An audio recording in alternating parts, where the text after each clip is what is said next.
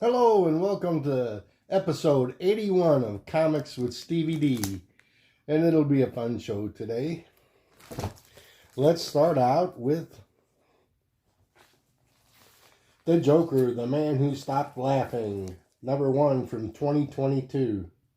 It's a variant cover by David Nakayama. And it's several issues in this series. I have 1, and I have 5 different cover artists in this one.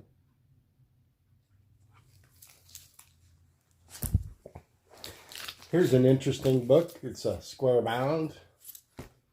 There's 4 stories in here. It's called Cross-Gen Tales, number 1 from 2023. Cover art by Paco Medina and Matt Milla. It's 4 issues, mystical and science fiction and sojourn, and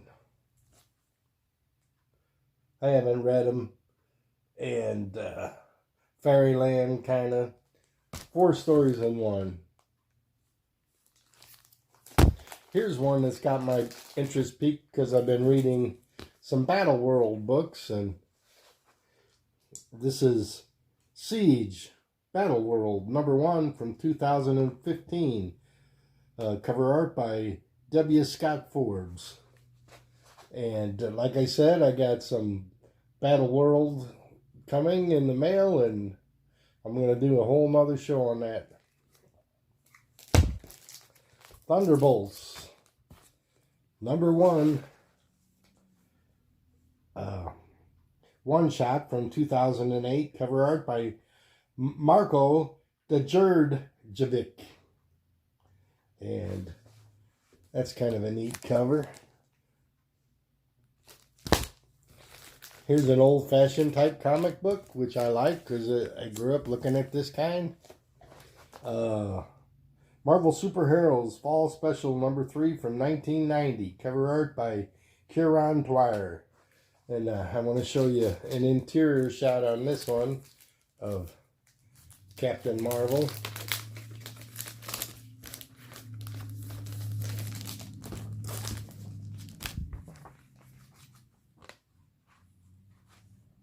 There it is. Now that's a cool picture of Captain Marvel pondering the universe.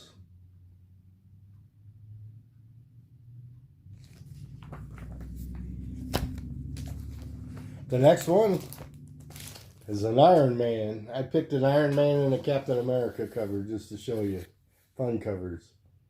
Iron Man Volume 1, number 191 from 1985. Cover art by Luke McDonald. And he's wearing the old Iron Man suit, but I like the cover. I like the artwork on it. The oranges and yellows always look good to me on covers. And the way that they enhance the old armor is terrific. It's a terrific cover. Now, here's a silly Captain America cover.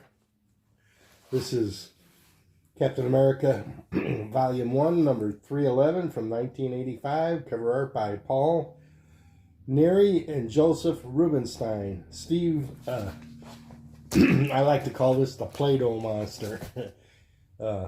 What's interesting in this book is Captain Steve Rogers gets hired by Marvel Comics to be an artist. Now this is surreal. So it's early in the book. So Steve Rogers has an appointment, and they just love his artwork, and they ask, well, where were you trained? Oh, I'm self-trained. Here it is. And there he is in the bullpen. And he's getting hired to be the artist for the comic book company Marvel, which he'll end up drawing himself, which is fun. And the editor says, I'd be a moron if I didn't sign you up to do a regular book for me before some other editor latches on to your to you. Interested? You bet. What did you have in mind? How would you like to draw Captain America? Now, to me, that is just fun. Comic book fun. Our next book is Marvel. And these are, I think there's 6 books. And they're thick books, cardstock. Alex Ross covers. And I got all but 2 of them. And I'm hunting them down.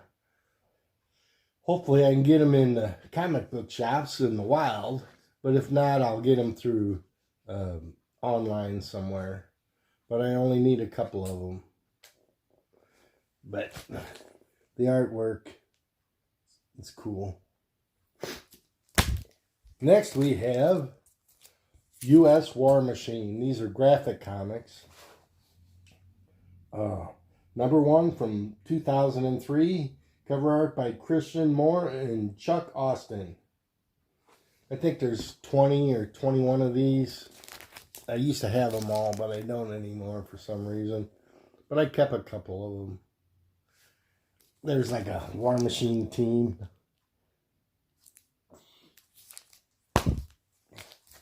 Here's a Batman cover I like. This was a pure cover buy.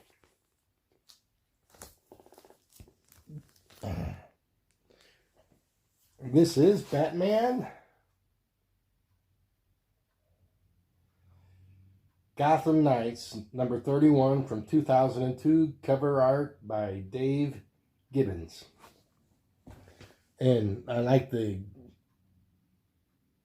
tower and the moon and Batman. Like he just whoops a buddy and he's done for the night. Going to go home and have Alfred make him an omelet, you know. That's a neat Batman cover. I don't try to collect all the Batman stories because there's 10,000 books like Superman and all that. But I do like to collect covers. And here's a Hawkeye number 1. I like this book. Might have shown it before. Hawkeye number 1, variant 1E from 2022. Cover art by Stefano Caselli. And cityscape, kind of like Batman in the other book. You know, he's pulled back, but he hasn't picked his target out yet. So in my town, this week they had yard sale weekend where anybody in town can have a yard sale. And I went to 5 or 6. I did not find any comic books at all. But I did find a couple of things that I liked. One was The Reluctant Astronaut with Don Knotts and Leslie Nielsen. He was a serious actor that became a comedic actor. But it's a cool cover, and I'm going to put it in with my astronaut books. And the other one, I just watched 2010 A Space Odyssey, and I've watched this several times. But the artwork on this is wonderful. If you look at it closely, you got the rotating space station for gravity and spaceship coming out of the bay. And if you turn it upside down, it looks neater. But there is no up and down in space, you know. It's just dimensional. Okay, so that was cool. But at the yard sales, I did find one comic book related item. This lady, she would cut comic books up and make buttons. And so, this is a Batman button.